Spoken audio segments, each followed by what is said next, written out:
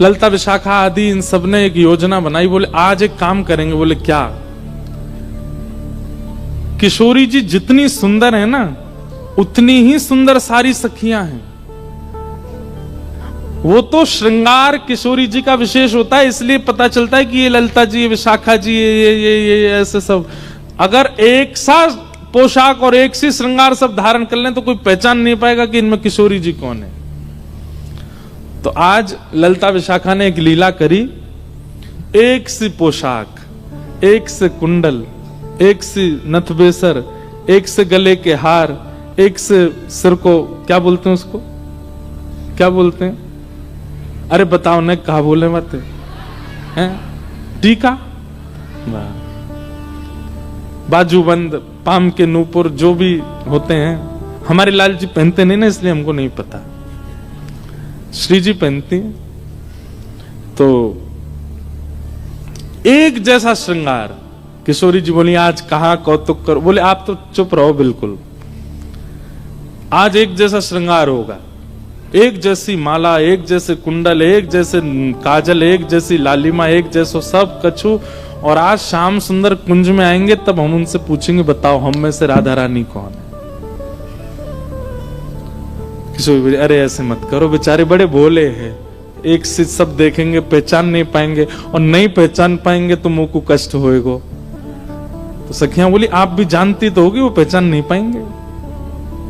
नहीं नहीं, अब वो तो मुझे पता है कि वो पहचान तो जाएंगे, लेकिन कहीं तुम सबरी बड़ी उद्यमी हो, कहीं ऐसा श्रृंगार कर लियो, कहीं कोई और पे दृष्टि चली गई और फिर मुझे बड़ो श्रम है जाएगा।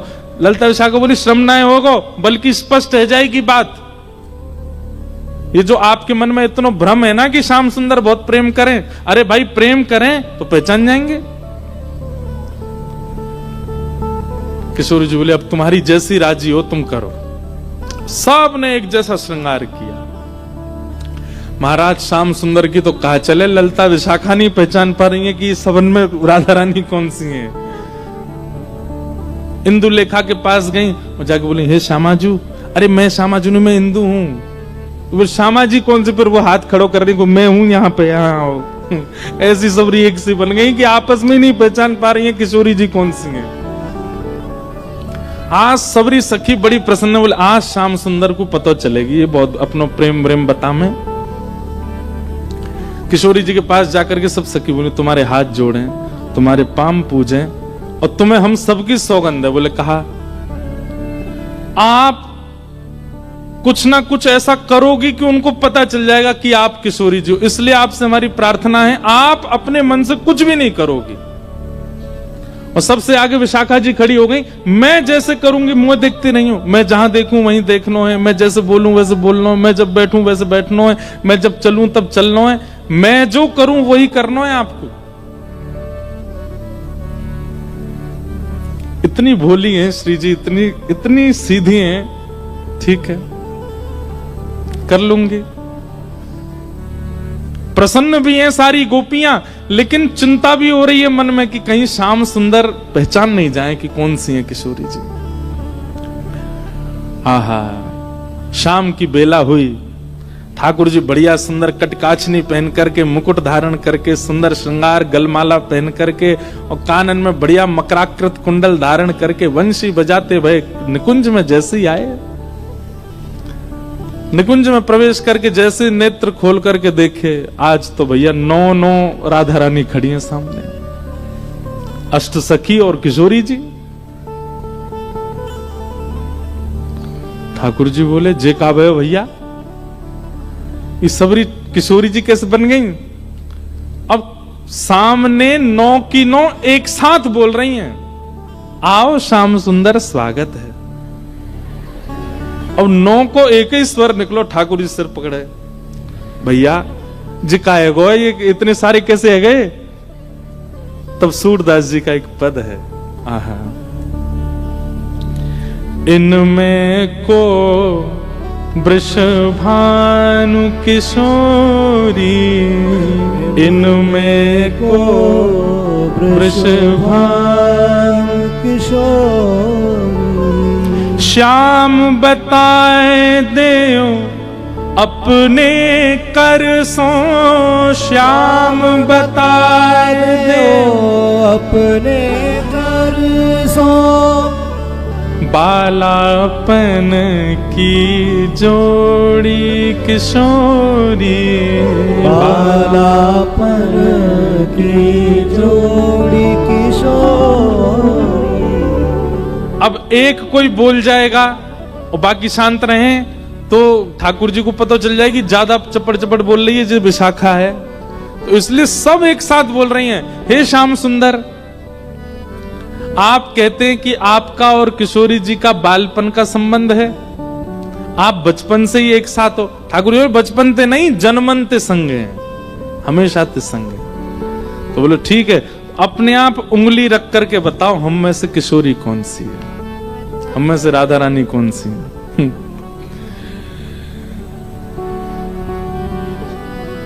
ठाकुर जी पहले तो देखते रहे, एक एक के पास जाकर के देखें, एक जैसा स्वरूप, एक जैसा स्वभाव, एक जैसी आंख, एक और महाराज कहां तक कहें पलक भी एक संगी झपका रही है सबरी।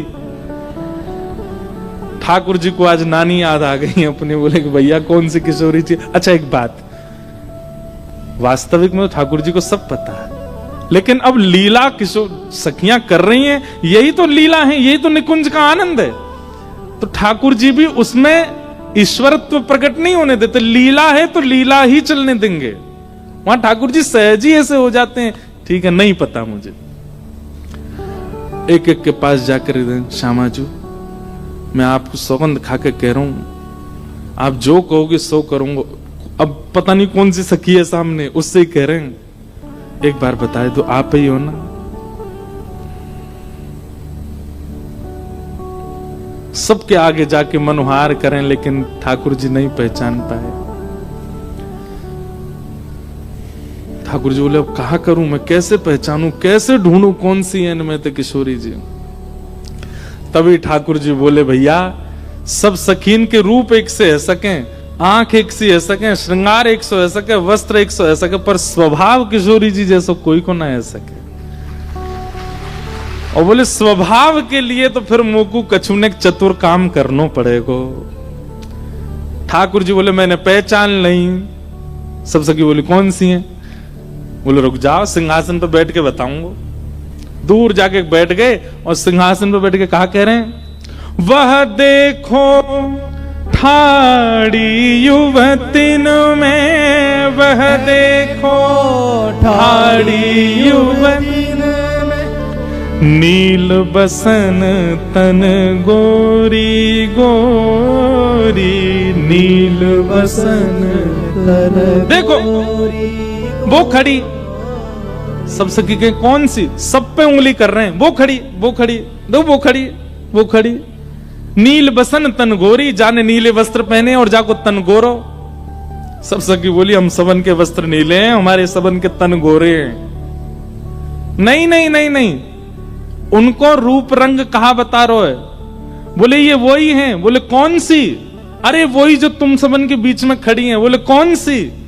बोले जाने। कहा बालापन में हम ही सिखायो, बालापन में हम ही सिखायो, मैं जब छोटो हतो तब इनने ही मोकू सिखायो। बोले कहा सिखायो? छल बल बहुविधि चोरी, हाँ छल बल बहुविधि चोरी। बोले अरे बालपन में इनने ही मोकू छल करनो, इनने ही मोकू हट करनो, और कहा बताऊं अलग अलग प्रकार की चोरी करनो मोकू इनने ही सिखायो। जैसे ही कही ठाकुर जी ने बालापन में इन्हें ही सिखायो छल बल बहुविधि चोरी, इतने में ही किशोरी जी सामने आके मैंने कब सिखायो तुमको? ठाकुर जी बोले ये रही हमारी श्यामा जू। ललता विशाखा सब सिर पकड़ के बैठ गई। बोले हे किशोरी जू जी कहा कियो? किशोरी जी घबरा गई। अरे अरे मुझे गलती है गई। बोले गलती का है गई? आपने तो 2 मिनट में आके कह दी कि मैं हूं किशोरी। हाँ हाँ ठाकुर जी दौड़ करके गए, किशोरी जी को अंक में भर लियो। सब सखीन के नेत्र सजल है, कैसी भोली हमारी किशोरी जी, कैसी सीधी हमारी श्री लाडली जी। ऐसे सीधे हम हैं, ऐसा स्वभाव हमारो है, और हम भजते हैं राधे कृष्ण। मिलेंगे हमें, उनके लायक हैं हम कहीं से भी।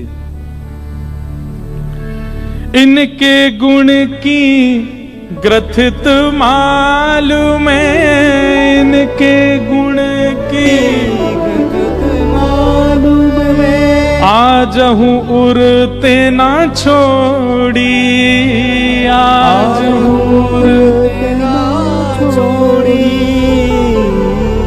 सूरदास प्रभु तिहरे मिलन को, सूरदास प्रभु तेरे मिलन को, जैसे पाट की डोरी, जैसे पात की डोरी। इनमें को वृषभानु किशोरी, इनमें को वृषभानु किशोर। बोल वृषभानु दुलारी की। ऐसी हमारी किशोरी जी हैं, ऐसी हमारी लाडली जी हैं। हम वह सरलता, सहजता, सौम्यता, प्रसन्नता की बिंदु भी नहीं है, हमें कैसे मिल जाएंगे ठाकुर जी? इसीलिए हमें आचार्यों की आवश्यकता, इसीलिए हमें गुरुओं की आवश्यकता, इसीलिए हमें कथाओं। गुरु बन गए, कथा सुन ली, आचार्य मिल गए, हो जाए कल्याण? नहीं, अपना परिवर्तन देखना पड़ेगा हमको कि हम परिवर्तित हो रहे हैं कि नहीं उनकी कृपा से।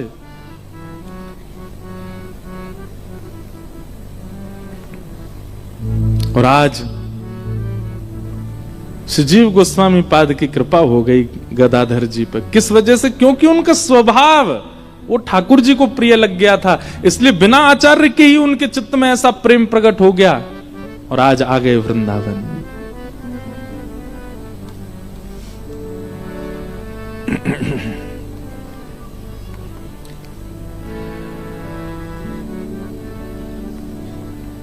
मेरे मन में ना लागे कोई रंग, ओ मेरे मन में ना लागे कोई रंग, मेरे मन में ना लागे कोई रंग, मेरे मन में ना लागे कोई रंग। क्यों?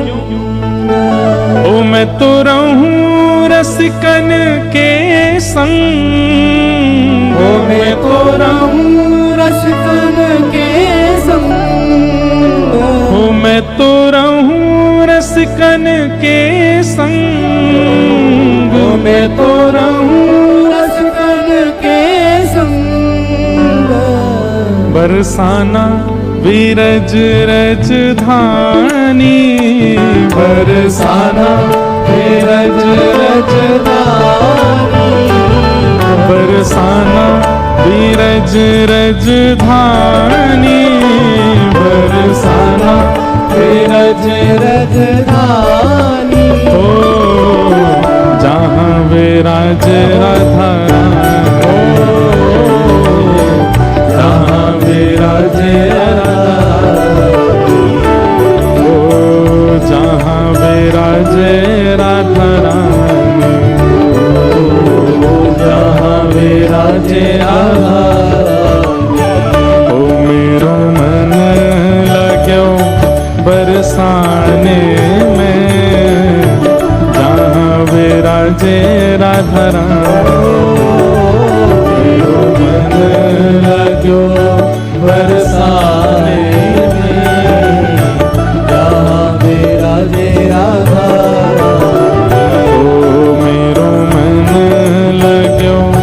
बरसाने में, जहाँ विराज राधा रानी।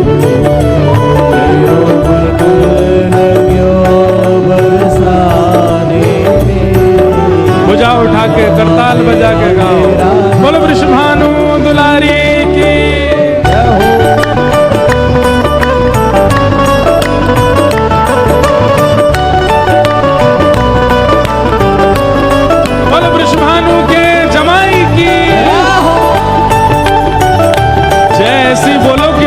जब तक आवाज जाए। बोल वृषभानु के जमाई की।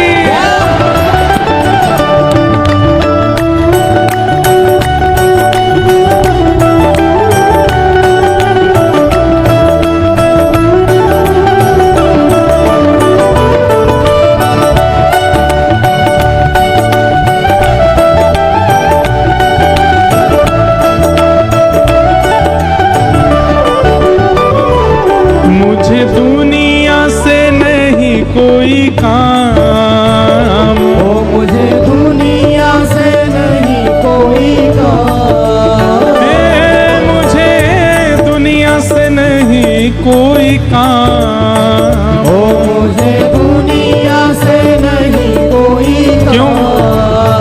ओ मैं तो रटू राधा राधा नाम, ओ मैं तो रटू राधा राधा नाम, ओ मैं तो रटू राधा राधा नाम।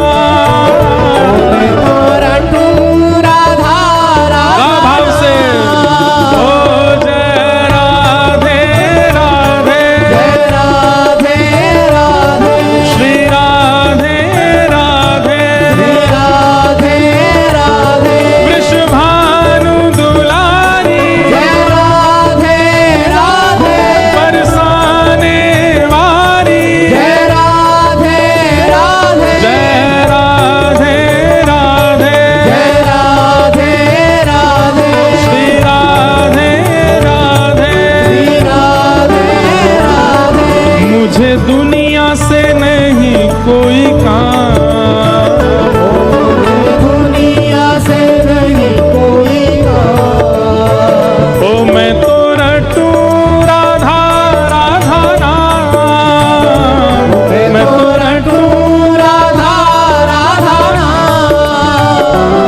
दर्शन करूं सुबह शाम, ओ दर्शन करूं सुबह शाम, ओ मेरे मन में विराज श्याम दीवानी, मेरे मन में विराज श्याम दीवानी, मेरे मन में विराज श्याम दीवानी, मेरे मन में विराज श्याम दीवानी, जहाँ विराजे राधा राम,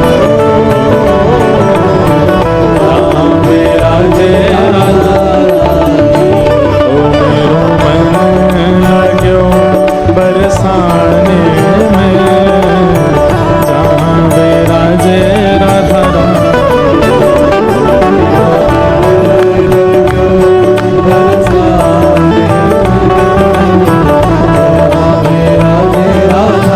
श्री राधा रमण लाल की।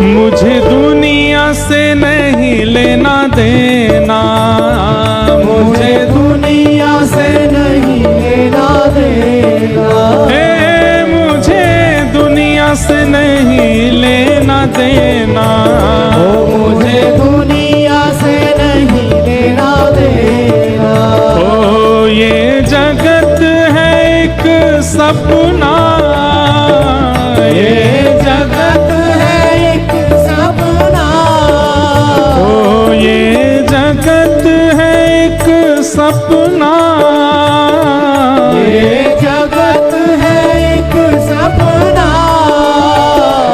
यहाँ कोई नहीं अपना, यहाँ कोई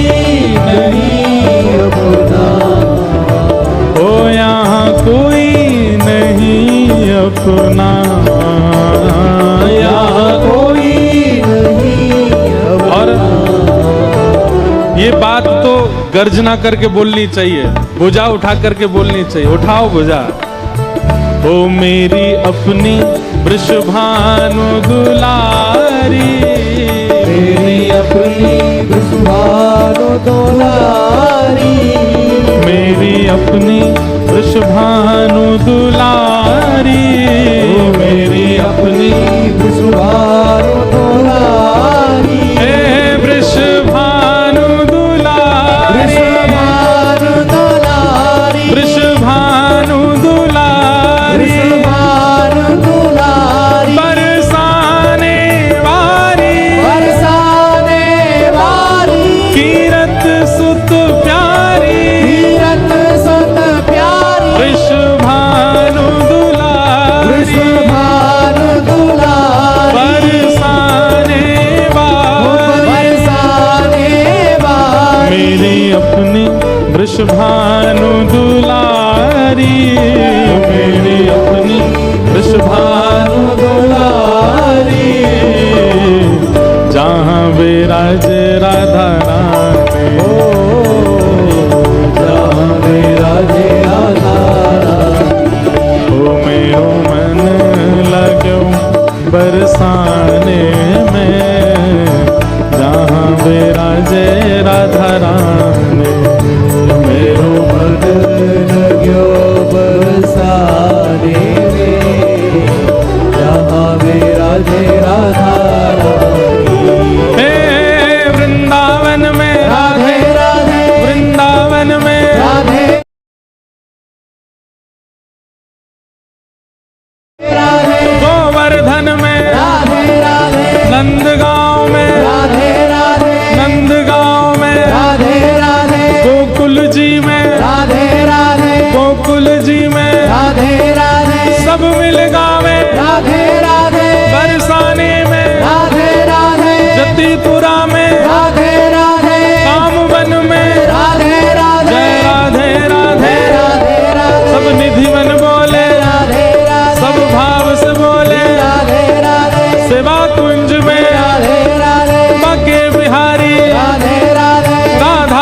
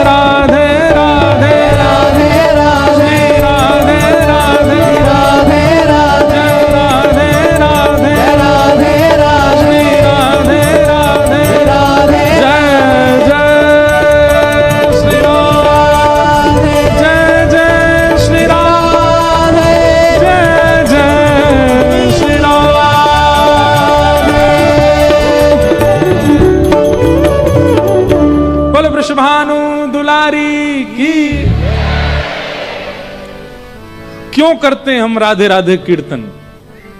और ये सब भजन कीर्तन का आवश्यकता क्यों है?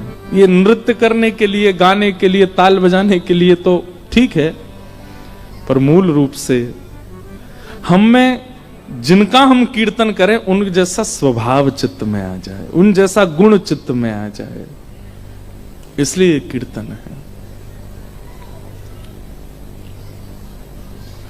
ऐसी हमारी किशोरी जी भोली हैं, सीधी हैं, सरल हैं, सहज हैं, और सब सखियां बचाती रहती हैं। ठाकुर जी फिर भी अपनी चतुराई से, अपनी लीलाओं से किशोरी जी के, अच्छा इससे करते क्या है ठाकुर जी? कोई किशोरी जी का, बल्कि हम सब के बीच इन लीलाओं के द्वारा ठाकुर जी प्रकट कर रहे हैं कि कैसी किशोरी जी भोली हैं और आप कितने निष्ठुर होकर उनको पाना चाहते हो, कैसे पाओगे? उनके लिए तो वैसा ही सरल बनना पड़ेगा, सहज बनना पड़ेगा। हम लोग बहुत कठोर हृदय वाले हैं बंधुओं, हम कैसे पाएंगे उनको? इसलिए लीलाएं गवा रहे हैं ठाकुर जी आचार्यों के मुख से कि इन लीलाओं को सुन के आपके चिंतन में ये भाव आवे कि इतनी सरल, सहज और ऐसे स्वभाव वाली हमें कैसे मिलेंगी। आज गदाधर पंडित पर कृपा हुई और श्रीजीव गोस्वामी पाद ने उनको आज्ञा कर दी, जाओ अब क्या करना है? बोले वृंदावन में ही रहो और नित्य एक नियम का पालन करो। बोले क्या? चाहे लोग आवे चाहे ना आवे, तुम रोज कथा सुनाया करो, क्योंकि तुम्हारी वाणी में ये सामर्थ्य है, तुम्हारी वाणी में साक्षात श्री युगल सरकार विराज रहे हैं। तुम्हारी वाणी को जो सुनेगा उसके चित्त में, अगर वो जरा भी प्रेम रस का आदि हुआ होगा तो उसके चित्त में प्रेम प्रकट हो जाएगा। भाई जिस भूमि पर जरा सी भी, जो ऐसी भूमियां होती है ना कि एक बीज भी गलती से पड़ जाए तुरंत उपज जाता है। हम लोग तो बंजर हो चुके हैं, हमारे अंदर तो कितने रस डाल दो, कितने कथा सुना दो, कुछ नहीं फर्क पड़ता। पर उपजाऊ कई ऐसे होते हैं, वो बड़े उपजाऊ होते हैं, उनका हृदय, उनकी बुद्धि ऐसी उपजाऊ होती है कि वो जरा सी बात सुन लें आचार्यों की तो उससे कल्याण हो जाता है। और कई ऐसे बंजर होते हैं, उनको खूब मारपीट के सुनाते रहो फिर भी नहीं सुधरते, अपने स्थिति और अपने व्यवहार से कभी बाज नहीं आते। उपजाऊ बनिए, आचार्य कहें और तुरंत वो क्रिया हो जाए।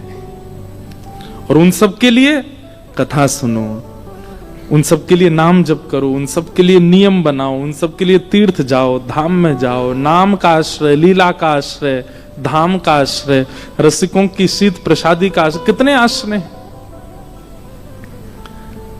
उनसे कह दिया कि जाओ अब तुम रोज कथा सुनाया करो, लोग आवे ना आवे इससे तुमको चिंता नहीं होनी चाहिए, कथा सुनाओ।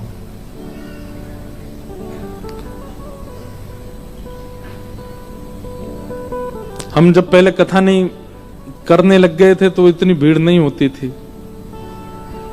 पहले गांधी धाम जब आए थे तब चिंता होती थी लोग आवेंगे कैसे अब चिंता होती समावेंगे कैसे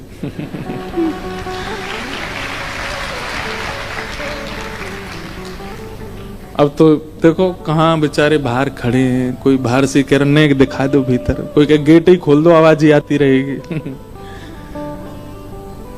क्योंकि कभी इसी उद्देश्य से कथा करी नहीं कि लोग सुने, भीड़ आवे।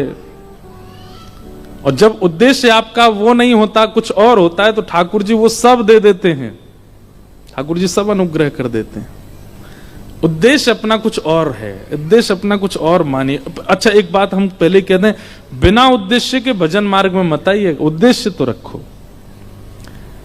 मुझे कुछ नहीं चाहिए, यह भी एक उद्देश्य है, इस उद्देश्य से भी सही भजन करो। मुझे ठाकुर जी से कुछ नहीं चाहिए, मुझे उनसे कुछ कामना ही नहीं है, ये भी तो एक उद्देश्य है। इसी उद्देश्य का नित्य चिंतन करके नाम जप करो। उद्देश्य तो होना चाहिए, पर वो संसार के इच्छाओं की पूर्ति वाला नहीं होना चाहिए बस।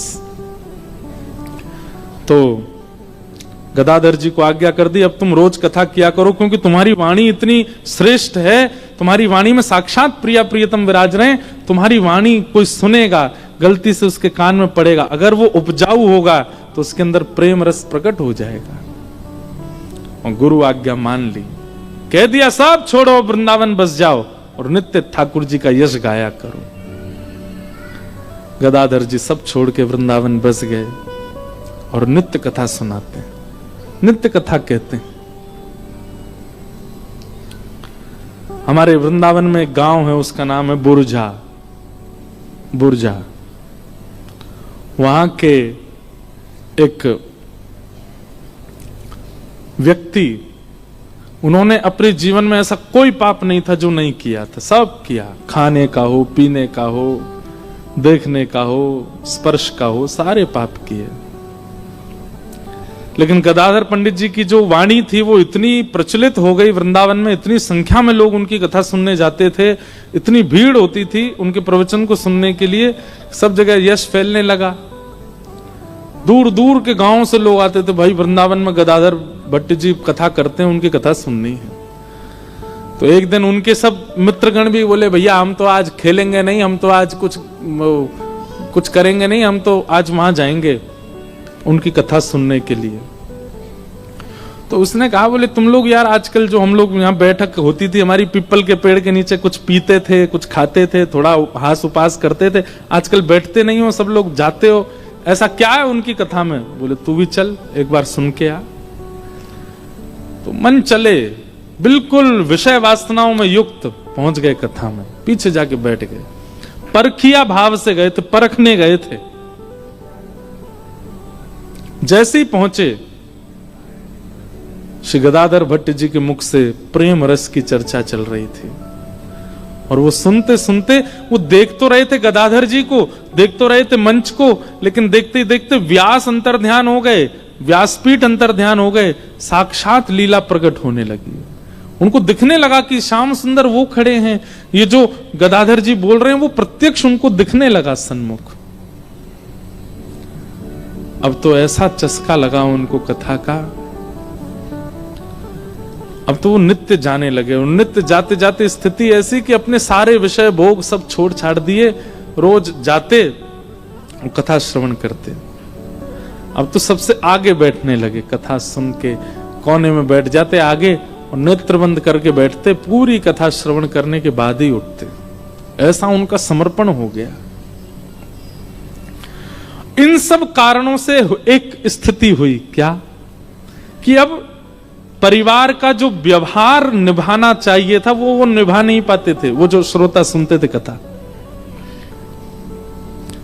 परिवार में कोई उत्सव होता, परिवार में कोई ब्याह होता, परिवार में कुछ होता तो वो बचने का ही प्रयास करते, जाते तो थे लेकिन इतना इन्वॉल्वमेंट उनका होता नहीं था, क्योंकि भाई भक्ति चित्त में आएगी तो आप व्यवहार से थोड़े तो हट जाओगे, ये तो निश्चित है।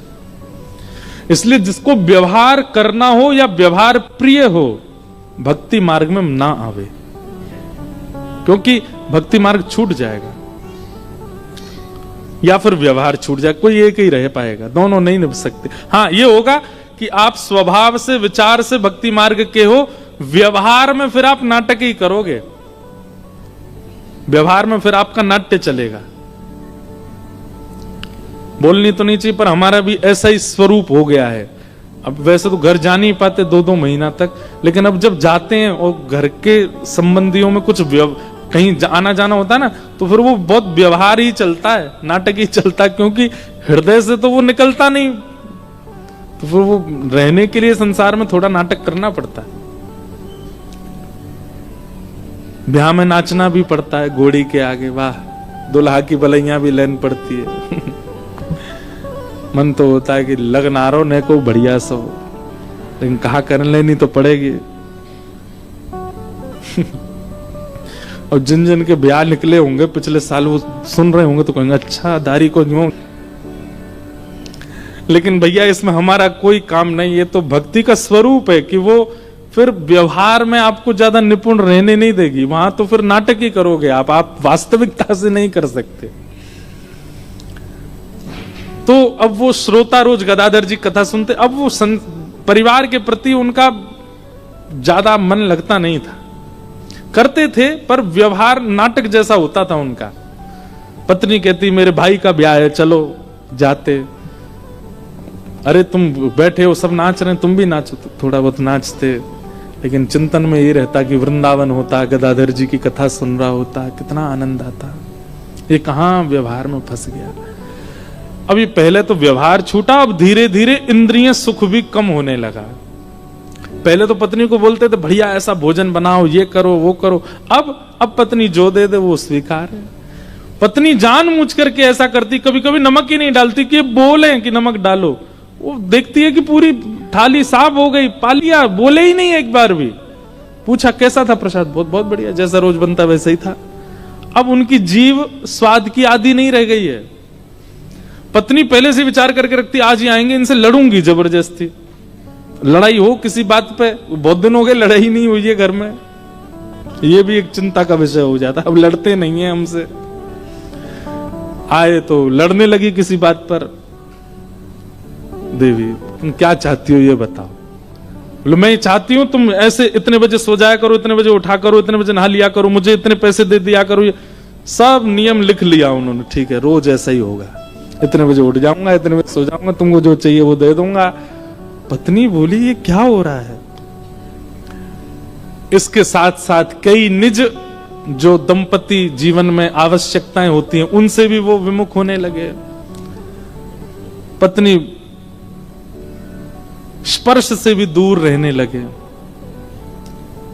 ज्यादा व्यवहार में अब उनकी इच्छा रुचि नहीं थी। पत्नी लड़ती तो कहते परिवार है, बालक बड़े हो गए, अब तुम भी भजन करो हम भी भजन करें। लेकिन पत्नी ने सोचा ये सब हुआ तब से जब से ये गदाधर पंडित की कथा सुनने लगे। इसने मेरा पूरा घर सर्वनाश कर दिया। या पंडित जी को तो मैं बताऊंगी जो मुझे मिले तो। और ऐसी ओछी हरकत की उन्होंने जो नहीं विचार करना था। वो जो श्रोता थे उनकी पत्नी गई और उसने कहा कि अगर गदाधर पंडित के ऊपर कोई कलंक लग जाए भरी सभा में, मेरा पति वो देख ले तो इसके मन से उनके प्रति श्रद्धा खत्म हो जाएगी और हमारा जीवन जो है वो फिर पहले जैसा हो जाएगा। संसार बड़ा विचित्र है। बहुत व्यसनी अगर हो जाए परिवार का कोई व्यक्ति तो भी चिंता में रहते हैं, और कई बार प्याज लहसुन छोड़ देता है तो घर के लोगों को चिंता हो, महाराज जी ये तो देखो ऐसा हो गया है, बिल्कुल कुछ खाता ही नहीं है, आप इससे कहा करो, इसको हॉस्टल जाना है पढ़ने के लिए, इसको विदेश में पढ़ना है, थोड़ा तो खाया करे। ऐसे जब ये इस प्रकार की बात लेके जब आप विश्वास नहीं मानेंगे, ऐसी बातें लेके भी आते हैं माता पिता, महाराज जी बहुत सुधर गई है, इसको समझाओ। मैंने वाह सुधरना टेंशन का काम है। मैंने कैसे सुधर गई है? पूरी हम घर के लोग 2 बजे सोते हैं, 4 बजे उठ जाती है। ये 4 बजे उठ करके स्नान ध्यान करके अपने गोपाल जी को सजाएगी, इत्र लगाएगी, माला पहनाएगी, वो सब करेगी। पूरे घर का रसोई में भोजन बनता है, इसका अलग से स्टोव रखा, वहां बनाती है, अपना बिना प्याज लहसुन का खाती है। घर में रिश्तेदार आते हैं, नातेदार आते हैं, मित्रगण सब कहते हैं ये क्या चल रहा है, किस किस को उत्तर दें हम। मैंने कहा वाह। मैंने कहा रात में पी के नाली में पड़ी होती, मैंने कहा तब उत्तर देना आपको भारी नहीं पड़ता? सुबह उठ करके ठाकुर जी की सेवा कर रही तो इसमें उत्तर देना आपके लिए भारी पड़ रहा है? यही तो कलिकाल है। कलयुग में किसी समय में व्यसनी होना चिंता का विषय होता था, और ये कलिकाल है कि आज सुधरा होना एक बहुत चिंता का विषय। जो बच्चे जल्दी सो जाते हैं, जल्दी उठ जाते हैं, बाहर का कुछ खाते पीते नहीं, बहुत संयम से जीवन जीते हैं, ज्यादा टेंशन लेते नहीं, अपना पढ़ाई करना, काम से काम रखना, भजन करना, कथा सुनना, ऐसे लोगों के मित्र ही नहीं होते, ऐसे बच्चों के सखा ही नहीं होते। कॉलेज में, यूनिवर्सिटी में अगर बच्चा पहले ही बोल दे, हॉस्टल में रहने वाला, मैं तो बच्चे आते रहते हैं ना इसलिए मुझे पता है, अगर वो पहले ही बोलते मैं तो भैया सुबह 4 बजे उठ जाऊंगा, उस बच्चे के साथ रूम शेयर नहीं करते लोग। ये 4 बजे उठ जाएगा, हम क्या करेंगे फिर? भाई रात में पार्टी होगी, थोड़ी थोड़ी पिएंगे, मैं तो नहीं पीता। तो सुन, एक काम कर, पिताजी से कह के दूसरे सेक्शन में एडमिशन करवा अपना, हमारे संग मत रहे। भाई तेरे संग कैसे रहेंगे हम? ऐसा हो गया है स्वरूप। ये कलयुग नहीं है तो क्या है कि आज सुधरा हुआ होना एक शाप के समान है। श्रोता की पत्नी गई, बोले क्या करूं, ये पंडित जी पे कलंक लगे भरी सभा में, वो मेरा पति देख ले। और तभी उन्होंने एक मार्ग में कोई भिक्षा मांगने वाली, भीख मांगने वाली एक महिला बैठी थी, उसके पास गए। बोले तेरे घर में कौन कौन है? बोले पति है। पति क्या करते हैं? वो कुछ नहीं करते, पड़े रहते हैं घर में, पीते हैं, खाते हैं। मैं भीख मांगती हूँ, जो मिल जाता है उससे घर चलाती हूँ। बालक बच्चे तेरे? एक बेटा है, गर्भवती हूं, एक होने वाला है। कोई जरूरत होगी पैसों की, बहुत जरूरत है, मैं क्या करूं? बोले गर्भ में तेरे बालक है, ये भी जन्म लेगा और एक सदस्य बढ़ जाएगा, घर में कैसे खाओगे तुम लोग? बोले बहुत चिंता होती, कभी कभी तो मन होता प्राण त्याग दूं। तो महिला बोली मैं तुझे अगर कुछ धन दे दूं तो मेरा एक काम करेगी? बोले क्या काम? वो लोग गदाधर पंडित कथा करते हैं। बोले हाँ, वो तो बड़े प्रसिद्ध हैं, उनका बहुत नाम है वृंदावन में।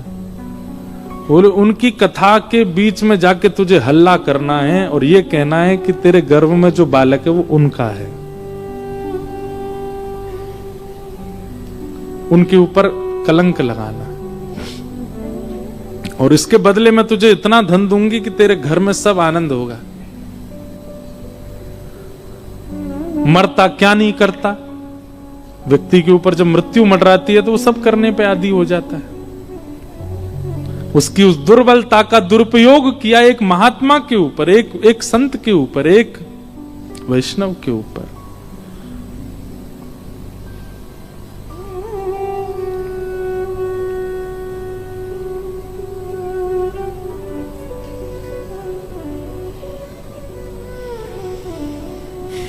कहना तो नहीं चाहिए, पर कई बार हमको अनुभव हो जाती हैं कई चीजें। कथाओं में आए हुए श्रोताओं के प्रति वैष्णव भाव ही रखते हैं कि सब वैष्णव हैं, इनके प्रति कभी कोई दोष बुद्धि नहीं आती। एक एक व्यक्ति पीछे बैठा खड़ा व्यक्ति भी हमको चिंता देता है कि यार ये खड़ा क्यों, इसको भी स्थान मिल जाए, बैठ जाए। और सबसे ज्यादा चिंता होती जब आप ऐसे ऐसे करते हो, इधर उधर देखते हो, मैंने के बारे बता, कथा हो रही है, तुम सुन नहीं रहे हो। लेकिन कई लोगों की विचारधारा बड़ी विचित्र होती है। एक बार हम ऐसे रेलिंग लगी थी, सब लोग मिल रहे थे, तो हम सबके हाथ कह रहे हमारा जी हाथ मिलाओ, सबसे हाथ मिला रहे। लाल जी ने ऐसी रक्षा की, एक बालक यहाँ ब्लेड लगाए बैठा था, हाथ मिलाए तो खींचूं, वो पता चल गया, दिख गया, वो भाग गया, कुछ कहा नहीं उसको। ये तो एक बात ऐसी है जो मंच से बताने वाली है, कई ऐसी बातें जो बता भी नहीं सकते। ऐसे विचारधाराएं रख के भी लोग आ जाते हैं कथा में, कितना गलत है। प्रेम करने वाले सबको दिखते हैं कि ओहो इनकी कथा में ऐसे लोग जाते हैं, इनको ऐसे सुनते हैं, पर कई कई लोग कितना तक विचार कर लेते हैं कि इनके साथ ये भी हो जाए। हमारी कोई बात नहीं भैया, लेकिन किसी वैष्णव, किसी भजन या किसी भगवत कथा गाने वाले के प्रति भी ऐसी भावना नहीं रखनी चाहिए। श्री गदाधर पंडित जी कथा कर रहे थे, वैष्णव जन बैठ करके सुन रहे थे, मंत्र मुग्ध होकर के श्रवण कर रहे थे। कई लोग तो पूर्ण रूपेण उनके प्रति तत्पर थे और कई लोग उनका यश सुनकर के पहली बार सुनने आए थे। और उसी बीच प्रवचन सभा में वो आ गई और अपने गर्व पे हाथ रख के बोली, यहां बड़ी बड़ी बातें कर रहे हो, यहां पर इतने ऊंचे ऊंचे शास्त्रों के ज्ञान दे रहे हो, और जो ये मेरे गर्भ में बालक है इसके आपको बिल्कुल चिंता नहीं? ये आपने ये बालक मेरे गर्भ में जो दिया है, ये जन्म लेने वाला है, इसके भविष्य की चिंता नहीं होती आपको? मैं कब से आपकी राह तक रही हूं कि आप आओगे मुझसे मिलने, मेरी सुध लोगे। आप तो यहां बैठ के सबके बीच प्रवचन कर रहे हो। ये सुनकर के आधे से ज्यादा लोग तो गदाधर पंडित जी के प्रति दुर्भाव रखने लगे। ये संसार है। हम लोग कान के बहुत कच्चे होते हैं। जिस व्यक्ति के प्रति हमारा समर्पण भाव है, उसके प्रति अगर कोई एक व्यक्ति भी कुछ गलत बात बोल दे तो हमको विश्वास करने में देर नहीं लगती है। 2 मिनट में हमारे चिंतन में आ जाता है कि ये ऐसा ही होगा। आधे से ज्यादा लोग तो वहां से राम राम राम राम कह के जाने लगे, लेकिन कुछ लोग थे जो बहुत दिनों से सत्संग कर रहे थे, उनको विश्वास था कि नहीं, ऐसा हो नहीं सकता। ये गदाधर पंडित जी, हम इनकी वाणी से हमारे चित्त में कृष्ण आए हैं, इनकी वजह से हमको वृंदावन मिला है, इनकी वजह से हमको श्यामा श्याम का अनुभव हुआ है, ये ऐसा नहीं कर सकते।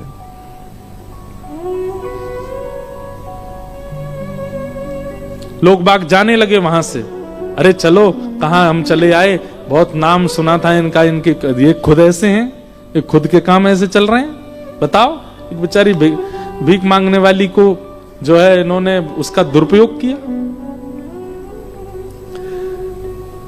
जो सामने बैठे थे वो सब तो लड़ने को और झगड़ने को आतुर हुए, उसको पकड़ करके कुछ कहना। गदाधर पंडित जी बोले, मेरी सौगंध है, सब बैठे रहो, कोई नहीं उठे, जिसको जाना है वो चला जाए, पर तुम लोग जो मेरी कथा श्रवण नित्य करते हो, तुमसे मेरी सौगंध, बैठे रहो, कोई नहीं उठेगा। और वो बोलती जा रही है पीछे खड़ी खड़ी, और यहां सब श्रोताओं के नेत्र सजल हो रहे हैं। उनको विश्वास ही नहीं हो रहा है कि ये हो सकता है। वो क्या क्या बोले जा रही है। और उन्हीं श्रोताओं में बैठे थे वो जिनकी पत्नी ने ये करवाया। गदाधर पंडित जी बोले, जब वो शांत हो गई, बोले, तुम क्यों चिंता करती हो? अरे मैं तो तुम्हारी कब से प्रतीक्षा कर रहा था। और ये बात सुन के तो श्रोता और जो जिनमें श्रद्धा थी उनमें से भी आधे उठ के चले गए। बोले, ओ, इनने किया ही है ऐसा। लेकिन आधों को अब भी भरोसा था कि ये झूठ बोल रहे हैं, इन्होंने ऐसा किया नहीं। और तुम चिंता क्यों करती हो? जिसने अन्न दिया, जिसने श्वास दी, जिसने नेत्र दिए, जिसने कान दिए, जिसने हाथ दिए, पैर दिए, वो खाने को भी देगा। अरे विश्वास करो, श्याम सुंदर सबकी झोली भरते हैं, तू चिंता मत कर। और तूने भोजन किया कि नहीं किया आज? चल रोटी खा ले। एक महात्मा तभी खड़ा हो गया और खड़ा होकर के बोला, आप क्यों इस प्रकार का भाव कर रहे हैं? हम जानते हैं आपने ऐसा कुछ भी नहीं किया है, आपका इससे कोई परिचय नहीं है, दूर दूर तक आप इसको नहीं जानते। मैं कितने वर्षों से आपके साथ हूं, एक एक क्षण का मुझे आपका पता है, फिर आप ये बात कह करके औरों को क्यों भेज रहे हैं? गदाधर जी बोले, भीड़ बहुत हो गई थी, लोग प्रभाव के पीछे भाग रहे थे, लोगों को प्रभाव। ऐसी ही स्थिति श्री चैतन्य महाप्रभु के चरित्र में आती है। उनके केश इतने सुंदर थे, महाप्रभु जी जब चलते थे तो सिल्क के वस्त्र पहनते थे, धोती ऊपरना, और उनका अंग इतना सुंदर था, उनके छरेरा बदन, उनके केश इतने सुंदर, मुस्कान इतनी सुंदर कि लोग बाग सत्संग कम सुनते थे, उनके रूप को ही देखते रहते थे, कितने सुंदर है। महाप्रभु जी जब अपनी पलक झपकाते थे ना, कितने लोग, स्त्रियां नहीं पुरुष भी, उनके पलक झपका के ऐसे देखने मात्र से घायल हो जाते थे। महाप्रभु जी के साथ जब खूब भीड़ हो गई, चारों तरफ भीड़ ही भीड़, जहां से निकल जाए वहां आदमी आदमी है। एक दिन महाप्रभु जी ने विचार किया, क्या वास्तव में मेरे वचनों से ये सब लोग आकर्षित हैं? नहीं, मेरे वस्त्रों से। और उसी दिन बिन बताए रात्रि में ही अपने केश निकाल दिए। और दूसरे दिन जब महाप्रभु जी आए और जैसे प्रवचन करने लगे, आधी जनता तो उसी समय उठ के चली गई। क्यों? जिन केसों पे हम बारी बारी जा रहे थे वो तो निकाल दिए इन्होंने, अब क्या करना। आधे तब चले गए, फिर उन्होंने विरक्त भेष धारण किया, आधे तब चले गए, फिर जो रह गए शेष, बोले हाँ ये प्रभाव पर नहीं, ये स्वभाव से आए थे पास से, अब तुम मेरे संग रहो। तो गदाधर पंडित जी भी यही बोले तुम क्यों इतना नाराज हो रहे हो? भीड़ बहुत हो गई थी, प्रभाव बहुत ज्यादा हो गया था, और कहीं ना कहीं इतना पुजवाना, इतना पूजना, इतना प्रभाव कभी कभी भक्ति में विघ्न डालता है। ये भी होना जरूरी था, बैठ जाओ। और कुछ और बचे थे, गदाधर जी को तो पता था कि मेरा असली श्रोता कौन है, वो देख लिया उन्होंने, बोले हाँ अब ये प्योर बच्चे हैं, अब ये मुझे छोड़ के जाने वालों में से नहीं है, तब उसको बुलाया, बोले तू जो कहेगी हम देंगे, तेरे को अन्न देंगे, धन देंगे, वस्त्र देंगे, तू बस बता किसने कहा यहां आकर के ऐसा बोलना है। गदाधर जी नहीं बोले, किसी ने उसको बुला के पूछा। जब वो नहीं मानी तो फिर उसको थोड़ा रोष करके पूछा, बोले बता किसने कहा, हम तुझे नहीं तो निकाल देंगे, और बोला कुछ थोड़ा। गदाधर जी बोले नहीं कुछ मत कहो, बोले नहीं आप पूछने तो दीजिए। तब उसने बताया, बोले बुर्जा गांव में वो आपके ही श्रोता हैं, ये बैठे यहाँ पे बैठे हैं, इनकी पत्नी ने मुझे धन दिया था कि आके ऐसा बोलो। जैसे ही उन्होंने सुना, सुन करके वो तो क्रोध में भर गए, आंखें लाल पड़ गई, अपनी पत्नी को मारने के लिए जाने लगे। गदाधर पंडित जी ने तुरंत कहा, मेरी कथा अगर सुनी है, सुन करके एक बार भी यदि तुझे श्याम श्यामा के नित्य लीला का अनुभव हुआ हो तो वहीं बैठ जाओ, मेरे तेरे चाहने से कुछ नहीं होता वत्स। मैंने कहा ना, मुझे बहुत प्रभाव मिल गया था, मुझे इसको घटाना था, इसलिए मैं तो प्रार्थना करता था ठाकुर जी इतना यश मत दिलाओ, और ठाकुर जी ने ये लीला करके कर दिया। तुझे सौगंध है, अगर तुझे कथा से एक बार भी प्रिया प्रियतम का अनुभव हुआ हो तो ये घटना, ऐसा नहीं करना। बैठ गए, ये स्वभाव। और उसके बाद में उनकी पत्नी ने भी आकर के क्षमा याचना की, कान पकड़े। ऐसा होता है एक वैष्णव का, वृंदावन को भजने वाले का जीवन। वो ऐसी प्रवृत्ति, ऐसे स्वभाव में प्रवेश कर जाता है। और हम चाहते हैं कि हम पर प्रियालाल जी कृपा हो, श्री राधा राधा रटके हमको वृंदावन मिल जाए, आदि आदि सब।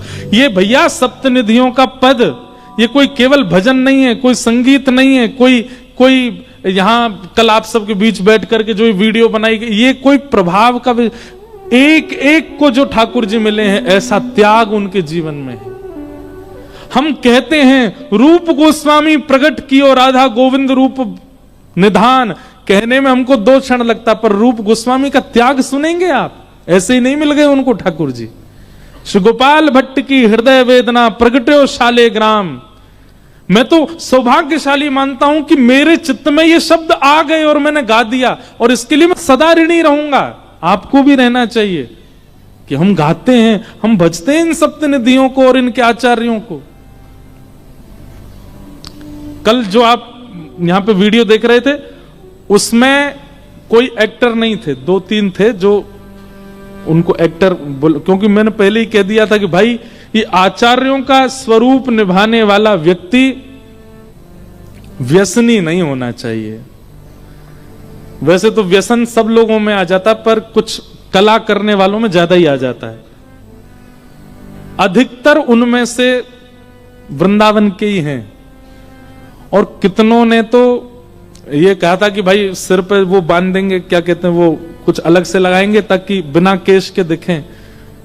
सब ने, जिनके भी सिर पर आपको केश नहीं दिख रहे, उन सब के केश थे, केवल इस वीडियो के शूट के लिए उन्होंने अपने केश मुड़वाए कि हमको ये सौभाग्य मिलेगा। और वो बालक सब कथा सुनते हैं, कथा सुनने वाले बालक हैं, कोई जॉब करता है, कोई बिजनेस करता है, कोई कुछ करता है, लेकिन केवल पात्र बन रहे हैं, उनका सौभाग्य मान रहे हैं कि हम रूप गोस्वामी बन रहे हैं, हम सनातन बन रहे हैं, हम ये, तो इतना त्याग भी नहीं कर सकते। मैंने तो उनसे निवेदन किया, मैंने भाई तुम मत करवाओ। मैं पूरी वीडियो में तो नहीं था, पर 1-2 जो थे वो मेरे जानकार थे, मैंने उसको कहा मैं काय को करवा रहे हो, पहन लो ऊपर से, ऐसे लगेगा टकले हो। नहीं महाराज जी, सौभाग्य हमारा कि हमको रूप गोस्वामी मधु पंडित बनने का अवसर मिल रहा है। ऐसे नहीं, इतना भी नहीं कर सकते। और केश मुड़वा दिए। मैंने भैया तेरे या त्याग से ठाकुर जी जरूर प्रसन्न भय होंगे, और कभी ना कभी तो को देखिए ठाकुर जी निश्चित दर्शन देंगे। इतना त्याग हम गाते हैं जब, तब हमारे चित्त में ये अपने ऊपर प्रश्न आना चाहिए, क्या हम योग्य हैं जो हम सप्तनिधियों को गा रहे हैं? जिन आचार्यों ने इनको पाया, कितना श्रम करके पाया, कितना त्याग करके पाया। दोबारा देखिएगा एक बार जाके, केवल हरिराम व्यास जी और श्री हितरवंश महाप्रभु, ये दो बालक ऐसे थे जिनके सिर पर वस्त्र बांधा गया है, इसलिए उनका तो बनता ही नहीं था वो करना। लेकिन बाकी के जितने बालक थे, कई बालक थे, कई वृद्ध भी थे, एक आध रूप गोस्वामी आदि, उन्होंने तो अपने केश मुड़वाए कि हमको ये पात्र बनने का अवसर मिल रहा है। तो भैया वृंदावन शब्द इतना सरल नहीं है कि आप उसको गा दें, आप वहां पहुंच जाएं, आप वहां रह लें। वहां के लिए हमारे आचार्यों ने क्या क्या नहीं किया है, तब जाकर के वृंदावन की कृपा हुई है। सौभाग्य है हमारा कि इतनी दूर वृंदावन से कच्छ में, गुजरात में, इस गांधी धाम की भूमि में वृंदावन प्रकट होता है। सब सुख सागर रूप जागर रहे वृंदावन धाम। सब सुख सागर रूप जागर रहे वृंदावन धाम। हे रूप गोस्वामी प्रगट कियो जहां, रूप गोस्वामी प्रगट कियो हे रूप गोस्वामी प्रगट कियो जहां, रूप गोस्वामी प्रगट कियो राधा गोविंद रूप निधान। वृंदावन मेरो वृंदावन, वृंदावन मेरो वृंदावन, हे श्री वृंदावन प्यारो वृंदावन।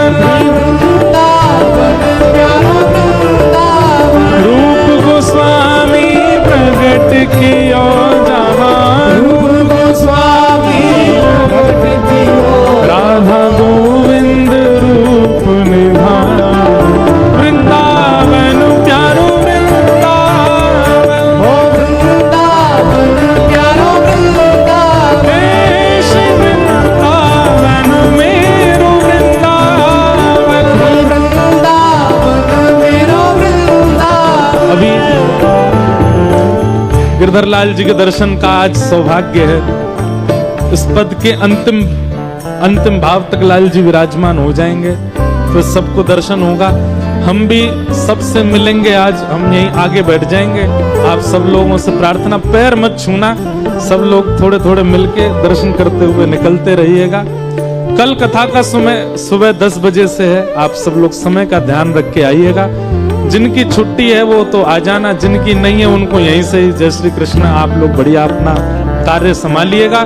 जून में हम फिर से आएंगे गांधीधाम, तो फिर से 4 दिन तक ब्रजरस पर चर्चा करेंगे। गाइए।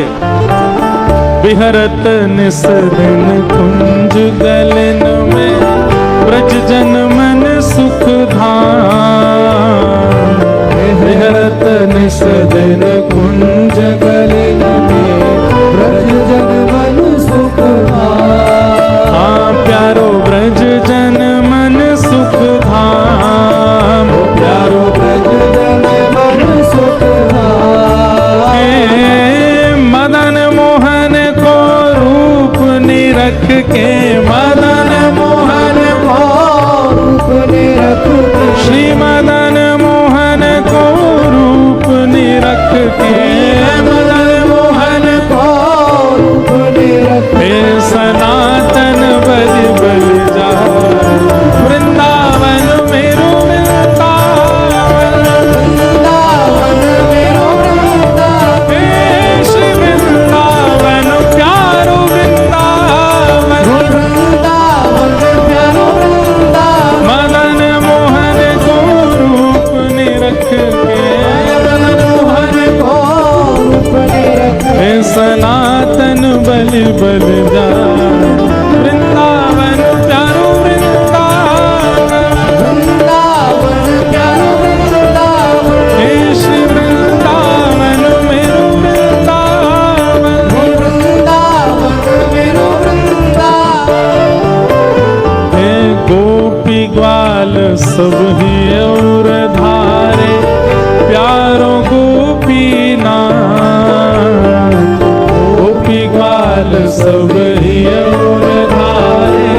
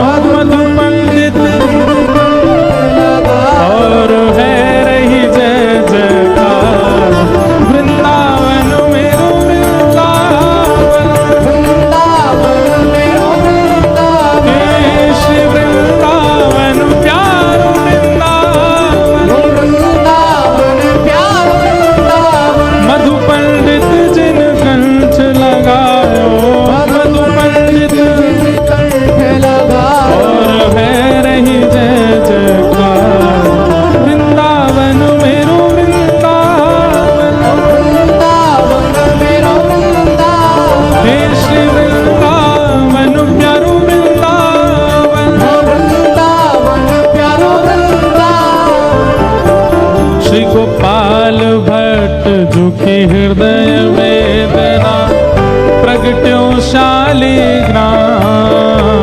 गोपाल भट्ट दुखी हृदय वेदना प्रगट्यो शालिग्राम।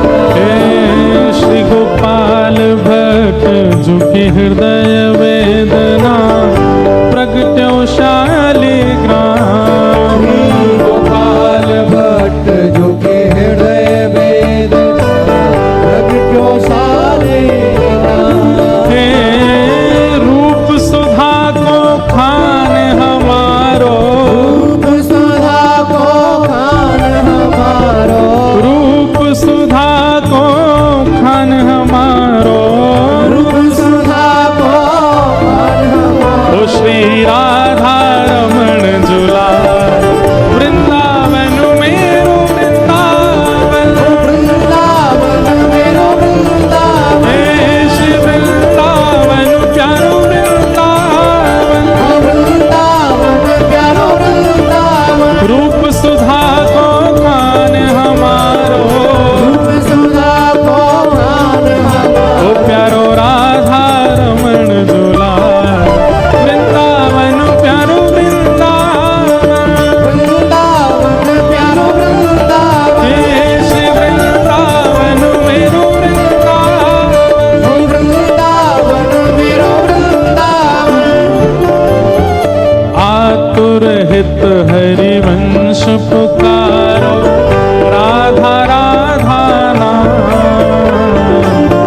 आतुर हित हरिवंश पुकारो राधा राधा ओ जय राधे राधे राधे राधे। श्री राधे राधे राधे राधे। जय राधे राधे जय राधे राधे। श्री राधे राधे राधे राधे। राधे राधे जय राधे राधे। श्री राधे राधे राधे राधे।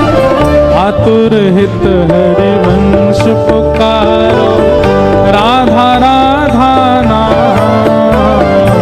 आतुर हित हरिवंश पुकारो राधा राधा नाम। हे सघन कुंज यमुना तट आयो। कुंज यमुना तट आयो। सघन कुंज यमुना तट आयो। कुंज यमुना तट ओ आयो। प्यारो राधा वल्लभ लाल वृंदावन मेरो वृंदावन। वृंदावन मेरो वृंदावन। हे श्री वृंदावन प्यारो वृंदावन। वृंदावन प्यारो वृंदावन। सघन कुंज यमुना तट आयो। कुंज यमुना तट ओ आयो। प्यारो राधा वल्लभ लाल वृंदावन मेरो वृंदावन। वृंदावन मेरो वृंदावन। हे श्री वृंदावन प्यारो वृंदावन। वृंदावन प्यारो ओ जय जय राधा वल्लभ प्यारो हरिवंश। राधा वल्लभ प्यारो हरिवंश। ओ जय जय राधा वल्लभ हित हरिवंश। राधा वल्लभ हित हरिवंश। जय जय श्री वृंदावन श्रीवन चंद्र। श्री वृंदावन श्रीवन चंद्र। जय जय श्री वृंदावन श्रीवन चंद्र। श्री वृंदावन श्रीवन चंद्र। ओ जय जय राधा वल्लभ प्यारो हरिवंश। राधा वल्लभ प्यारो हरिवंश। जय जय राधा वल्लभ मेरो हरिवंश। राधा वल्लभ मेरो हरिवंश। जुगल किशोर को लाड़ लड़ायो नवल कुंज ही अमाय। जुगल किशोर को लाड़ लड़ायो हे कुंजन कुंजन की रज धारे। कुंजन कुंजन की रज धारे। हे कुंजन कुंजन की रज धारे। कुंजन कुंजन की रज धारे। ओ हरि व्यास युग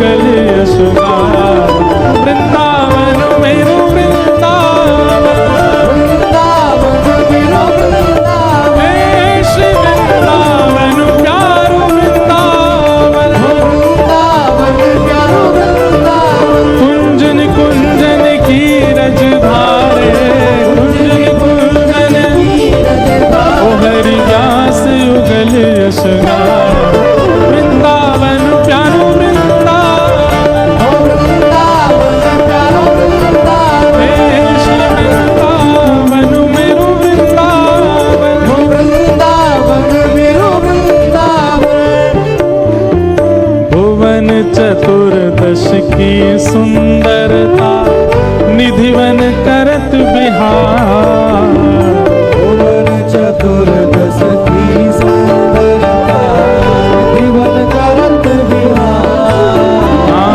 भुवन चतुर्दश की सुंदरता निधिवन करत बिहार।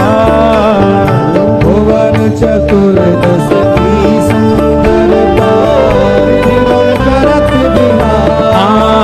प्यारो निधिवन करत बिहार, प्यारो निधिवन करत बिहार। हे श्यामा प्यारी कुंज बिहारी, श्यामा प्यारी कुंज बिहारी। हे श्यामा प्यारी बांके बिहारी, श्यामा प्यारी बांके बिहारी। और जय जय श्री हरिदास वृंदावन मेरो वृंदावन। वृंदावन मेरो वृंदावन। हे श्री वृंदावन प्यारो वृंदावन। वृंदावन प्यारो वृंदावन। श्यामा प्यारी कुंज बिहारी, श्यामा प्यारी कुंज बिहारी। और जय जय श्री हरिदास वृंदावन मेरो वृंदावन। वृंदावन मेरो वृंदावन। श्यामा प्यारी कुंज बिहारी, जय जय श्री हरिदास मुरारी। श्यामा प्यारी कुंज बिहारी, जय जय श्री हरिदास मुरारी। श्यामा प्यारी कुंज बिहारी, जय जय श्री हरिदास मुरारी। श्यामा प्यारी कुंज बिहारी, जय जय श्री हरिदास मुरारी। हे श्यामा प्यारी कुंज बिहारी, जय जय श्री हरिदास मुरारी। हाँ श्यामा प्यारी कुंज बिहारी, जय जय श्री हरिदास मुरारी। श्यामा प्यारी कुंज बिहारी, श्यामा प्यारी कुंज बिहारी। और जय जय श्री हरिदास वृंदावन मेरो वृंदावन। वृंदावन मेरो वृंदावन। हे श्री वृंदावन प्यारो वृंदावन। वृंदावन प्यारो वृंदावन। जिनकी कृपा से यह रस प्रगटो वृंदावन अभिराम। जिनकी कृपा से यह रस प्रगटो वृंदावन अभिराम। प्यारो वृंदावन अभिराम, प्यारो वृंदावन अभिराम। हे सप्त निधिन को ही उजियारो। अपने दिन को ही उजियारो। यह आनंद बरसावे वारो। यह आनंद बरसावे वारो। आज हम सबको मिलवावे वारो। हम सब मिलवावे वारो। गांधी धाम नित आवे वारो।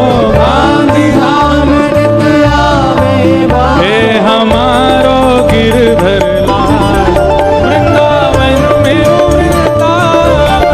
वृंदावन मेरो वृंदावन। हे श्री वृंदावन प्यारो वृंदावन। वृंदावन प्यारो वृंदावन। यह आनंद करवावे वारो। यह आनंद करवावे वारो। हे इंद्र ईश इंद्रेश दुलारो। प्रीश प्रेश दुलारो। हे हमारो गिरधर लाल वृंदावन मेरो वृंदावन। वृंदावन मेरो वृंदावन। हे श्री वृंदावन प्यारो वृंदावन। वृंदावन प्यारो वृंदावन। गिरधर मेरो मैं गिरधर को गिरधर। घर मेरो गिरधर को। ऐसे नहीं, भुजा उठा के खूब वेग के साथ गाओ। गिरधर मेरो मैं गिरधर को। गिरधर मेरो गिरधर को। गिरधर मेरो मैं गिरधर को। गिरधर मेरो गिरधर को। हाँ गिरधर मेरो मैं गिरधर को। गिरधर मेरो गिरधर को। गिरधर मेरो मैं गिरधर को। गिरधर मेरो गिरधर को। गिरधर मेरो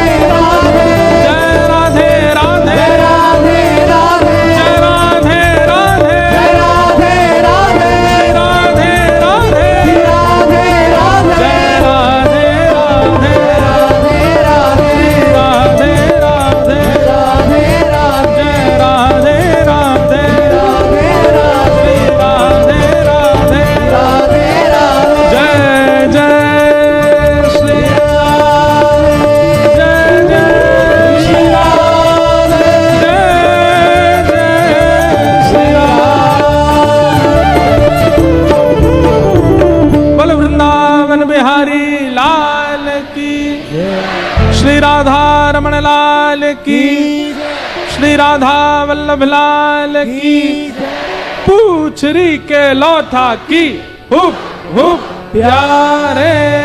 क्या बात है वंशी वारिस, आप सबको जय श्री कृष्ण।